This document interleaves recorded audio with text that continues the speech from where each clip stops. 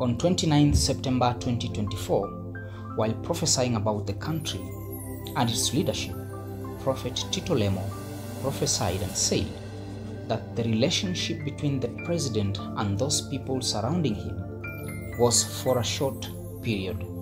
He prophesied about a short journey in his prophetic message to the country. After the fallout between the president and his deputy, we witnessed that the fallout between the president and his deputy was indeed short-lived. And on Friday, 7th March 2025, after the fallout between the president and his deputy, Rigathi Gachagua, we witnessed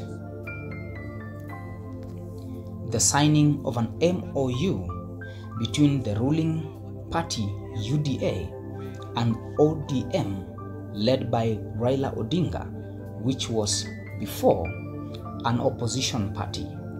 This was in confirmation of the prophetic words by the prophet that the relationship between the president and those people surrounding him was indeed short-lived. Ili akija kutokea msiseme nabii wa Kenya hakuwaambia. Nimeshawaambia. Hii picha munaona nimewaonesha, kuna mtu ako kushoto, kuna mtu ako kulia, kuna mtu ako katikati. Huyu ako katikati anafaa kujua kwamba hawa watu anasafiri na wao a very short journey. Kila mtu hebu nisaidie kusema a very short journey. A very short journey. Sitasema how, but what I know, it is not a long journey.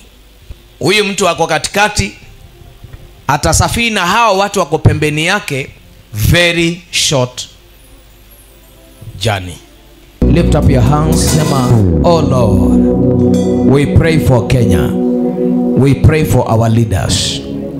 Sema peace and unity iwe portion yao. In Jesus' name we pray. Sema amen.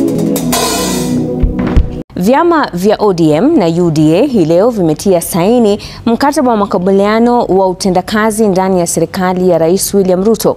Aliyekuwa Waziri Mkuu Raila Odinga na Rais Ruto walitia saini mkataba huo katika ukumbi wa KICC kwenye hafla iliyowaleta pamoja viongozi wa ODM na Kenya Kwanza na mamia ya wafuasi. Melita Oletenges anaarifu zaidi. Baada ya kushirikiana kwa takriban miezi 9 tangu Rais William Ruto kuwateua mawaziri kutoka chama cha ODM kujiunga na serikali, hii leo ndoa ya kisiasa kati ya ODM na UDA ilihalalishwa kwa kutia saini kwa mkataba wa makubaliano katika ukumbi wa KICC.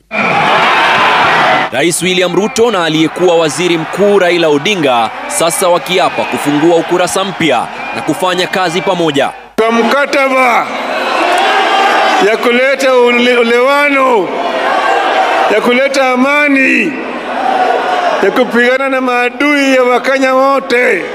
Leo ni ile siku ya kumalizana na ukabila, kumalizana na chuki, kuondoa ubaguzi.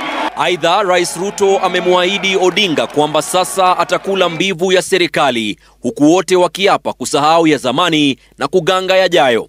I am not doing this so that for any other reason that is selfish to me. I am doing this because I'm a younger person. You are an elder as far as I'm concerned. Mara hii tutatembea pamoja. Tumesema tunataka kuunganisha Wakenya wote wawe kama kitu kimoja, ili vijana waweze kupata ajira. Mustakabali huu wa makubaliano sasa ukionekana kuonyesha peupe msimamo wa Raila Odinga, wakati ambapo viongozi wa upinzani wamekuwa wakimshawishi kujiunga nao. Welcome to Fireland Worship Center.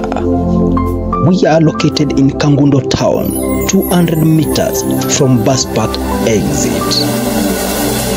Our services are held every Thursday and Sundays. You are welcomed. Njoo tuombe Mungu anaweza.